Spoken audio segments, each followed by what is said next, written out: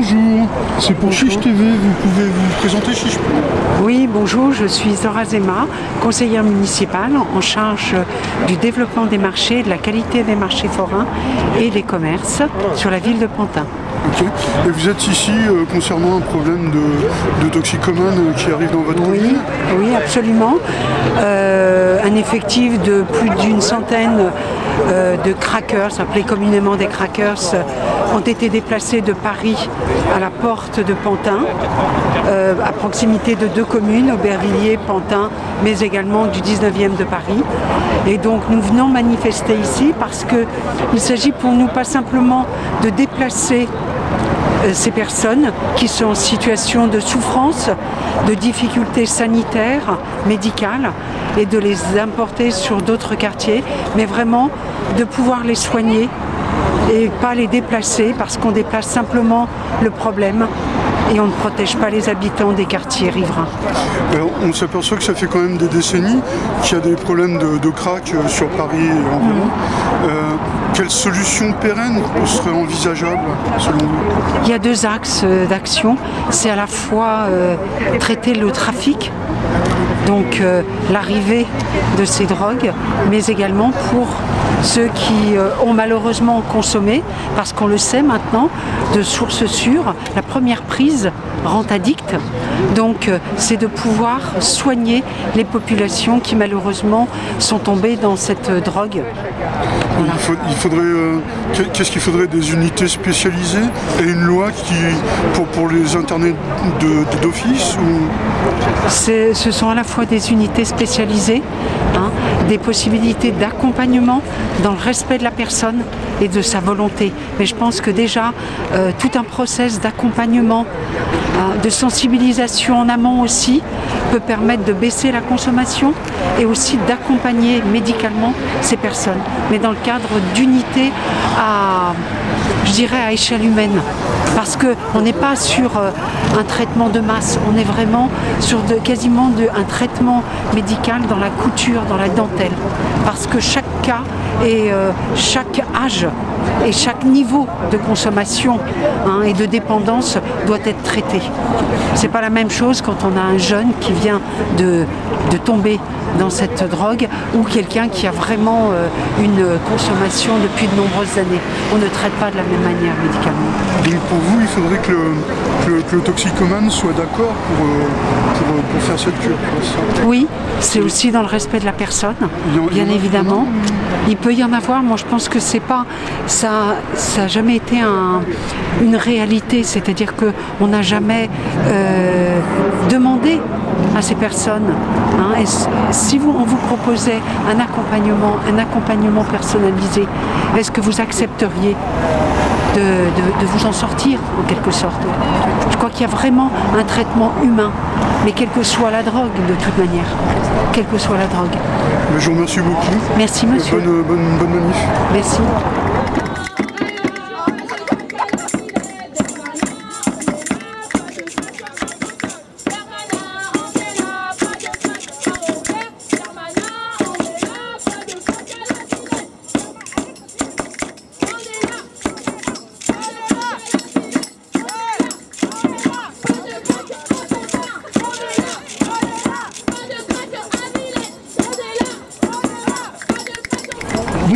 Bonjour. C'est pour Chiche TV, est-ce que vous pouvez vous présenter Chichement?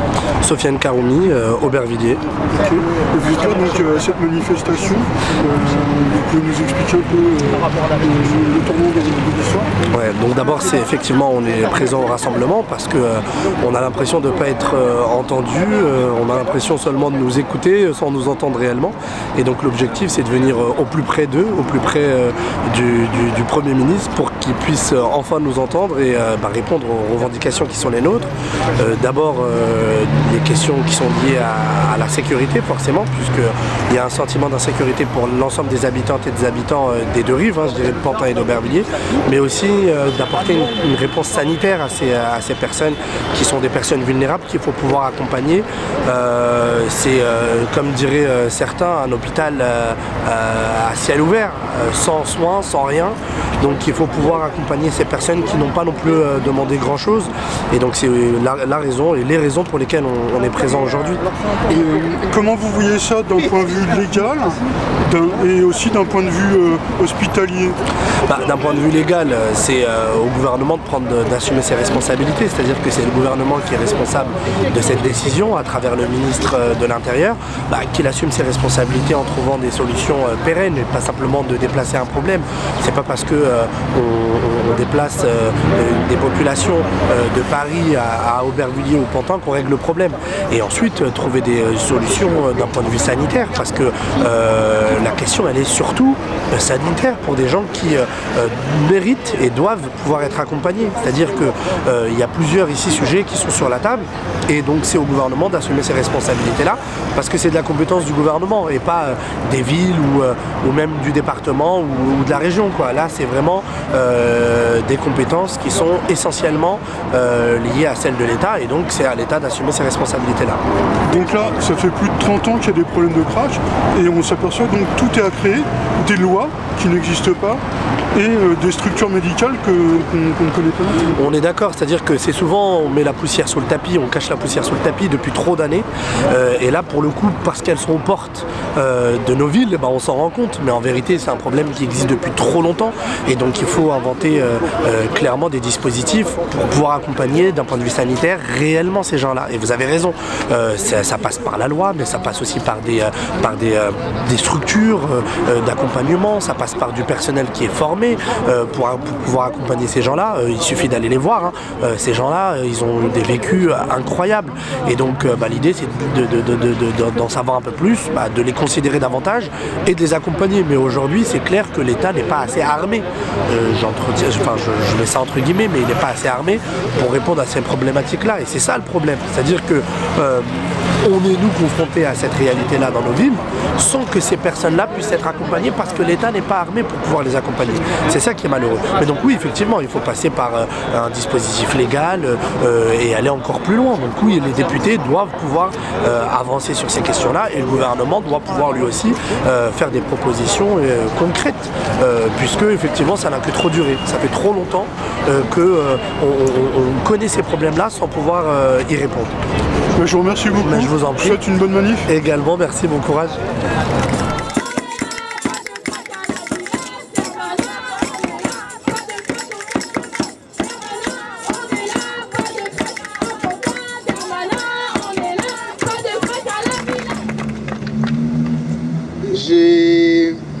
J'ai souvent honte de dire que je suis du 93.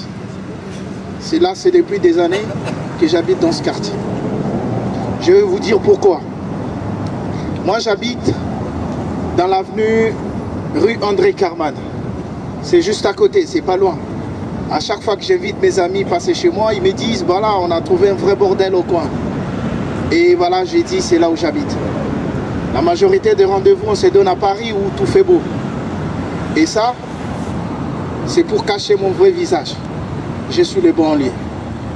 Alors, j'ai entendu M. Darmanin dire que de l'autre côté, il n'y a pas de riverains. M. Darmanin, je tiens à dire que je suis du banlieue. Je représente ces quartiers. Que vous croyez que c'est une poubelle. Et eux non plus que tu as mis à côté de chez nous, ne sont pas des déchets. Ce sont deux frères, ce sont des amis. Ça peut être encore nos collègues, on ne le sait pas. Derrière, on ne sait pas comment est-ce qu'ils ont goûté à ça pour finir là. On a poussé des voix. On m'a averti vendredi soir que voilà, il y a déplacement des toxicos juste à côté de chez nous. Ces quartiers et les coins qu'on a déplacés, c'est un coin très chaud. Monsieur Darmanin, vous n'avez jamais habité ces coins-là. C'est un coin chaud. Tu ne peux pas passer 19 heures au téléphone. De peur peut-être qu'on t'arrache même la main. On ne sait pas. Tout est chaud là-bas. Et alors, ajouter ces problèmes à un problème qui était déjà, c'est nous dire, nous condamner nous-mêmes à la mort. Aujourd'hui, moi j'appelle 19e comme un quartier où on construit que des murs. Je vous rappelle que le métro, le tunnel du métro maintenant est muré aussi. Ils ont construit des murs. Alors ces gens toxicos, nos frères, nos amis, nos collègues encore, ces mêmes personnes que M. Darmanin a décidé de laisser au froid, sous la pluie, ils se réfugient lorsqu'il fait froid dans des métros. Maintenant, c'est fermé. Imaginons l'histoire. Qu'est-ce qui va se passer maintenant? Lorsqu'il va pleuvoir ou lorsqu'il fera moins 2 degrés? Quelles sont les solutions qui sont mises en place pour au moins soutenir ces personnes-là? Personne ne peut souhaiter se retrouver dans une situation quelconque. Nous n'avons pas souhaité, eux aussi n'ont pas souhaité à être là où ils sont aujourd'hui. Il y a des situations qui les ont amenés là. C'est pourquoi nous, on souligne bien ce slogan, soignez-le, protégez-nous. Parce qu'on veut qu'on puisse construire des structures de soins adaptées à ces personnes. Qu'on leur prenne en charge. Mais je ne comprends pas, nous sommes dans un pays le plus riche. Nous sommes dans un pays qui est 6e puissance mondiale. Mais on n'est pas capable de construire rien qu'un centre pour garder ces gens. Mais où sommes-nous au juste? Où sommes-nous? On ne comprend pas qu'est-ce qui va se passer. Je dis un truc. Ma femme, elle est infirmière. Elle travaille à Paris. Vous savez, vous tous ici, que les horaires, ce n'est pas comme les horaires de bureau. Je sors quand je veux, 8h, 9h, 10h. Des fois, c'est 4h, des fois, c'est 5h, des fois, c'est 6h. C'est pas précis. Alors qu'elle est enceinte, elle s'est fait barrer la route par une personne à 5h du matin qui lui demande l'argent forcément. Et là, c'était juste à côté de l'entrée du Cité de Sciences. Imaginons que s'il y avait une dame, il y a un monsieur qui passait, qui a dit « Ah mais non, laisse, libère la femme ». Et quand il a vu qu'il y avait un monsieur, et il est parti. Imaginons le pire, que le monsieur n'était pas là. Imaginons le pire, que la femme a eu peur et qu'elle a fait une fausse couche. Parce que la peur occasionne aussi des choses comme ça. Monsieur Darmanin ne sait pas ça. Parce qu'il vit dans le luxe depuis des années. Il ne sait pas qu'est-ce que c'est marcher sur le shot dans nos quartiers, il ne sait pas ça. Il ne sait pas qu'est-ce que c'est marcher avec la peur de se faire couper la main, il ne sait pas ça. Il ne sait pas qu'est-ce que c'est marcher avec la peur où si tu vois une femme dehors à 22 h, tu as peur d'elle. Deux fois, j'ai fait moi-même la police dans mon quartier pour dire aux jeunes, il ne faut pas sortir à 7 h, il ne faut pas aller seul, il faut être accompagné. Mais tout ça c'est quoi? Parce que je vis dans les 93. Et comme il a compris que 93, on doit tout leur donner, mais on va lui montrer qu'on n'est pas une poubelle. Et ces messieurs-là, ses frères et amis qui sont dans le centre ne sont pas non plus des déchets. Alors, c'est pourquoi vous êtes là. Il y a une pétition qui est en cours. Il y a une lettre ouverte qui est là. Je vous conseille, je vous supplie de signer. Ces problèmes, quand c'était à Paris, je me suis dit, ben je suis du 93, ça ne me regarde pas. Lorsque je regardais les infos qu'une gosse a failli se faire violer par un toxico, je me suis dit, bon, ça m'a fait mal, mais j'ai dit, bon, c'est à Paris. Exactement. Et après, et là, c'est encore plus proche de chez nous. Demain, ça sera Paris 8e peut-être. Ça sera encore dans le 92. Qui sait, ça sera dans les 95. Qui sait, ça sera dans les 91. Finalement, ça va aller où? Alors, si on ne se tient pas debout comme un seul homme, cette histoire continuera toujours et toujours. Parce que ça fait des années qu'on ne trouve pas des solutions adaptées. C'est-à-dire construire 2 maisons de soins pour ces personnes. Et alors, c'est à vous maintenant de décider. Vous voulez que ça puisse continuer ou vous voulez une solution? La solution, c'est s'élever comme un seul homme et une seule voix. Et je souhaiterais tous qu'on signe cette lettre pour que ce monsieur puisse comprendre que de l'autre côté du mur, il y a des personnes, il y a des mères, il y a des sœurs, il y a des hommes intègres aussi. Il y a également nos élus qui nous ont accompagnés. Moi, j'ai été convoqué au commissariat de police d'Aubervilliers juste parce que j'ai décidé de dire non quand même. Nous sommes 2 humains, on n'est pas des moutons. Même les animaux, on les respecte. Même les animaux sont respectés. Et alors nous, où est notre dignité? Monsieur Darmanin déplace ces gens, sans pour autant même informer nos responsables qui sont nos élus, et aussi nos maires. Personne n'était au courant, sauf si je me trompe. Personne n'était informé. Comme quoi, ben, comme vous êtes dans les 93, alors nous, on va prendre des décisions, moi et Hidalgo, de déplacer ces gens sans votre point de vue. Est-ce que c'est comme ça que ça doit continuer? Alors si c'est aujourd'hui qu'on doit les montrer que ça ne va pas continuer, c'est aujourd'hui qu'on doit dire d'un seul mot, qu'on ne lâchera pas un peu, jusqu'à ce qu'on puisse trouver une solution pour ces gens-là. Merci beaucoup.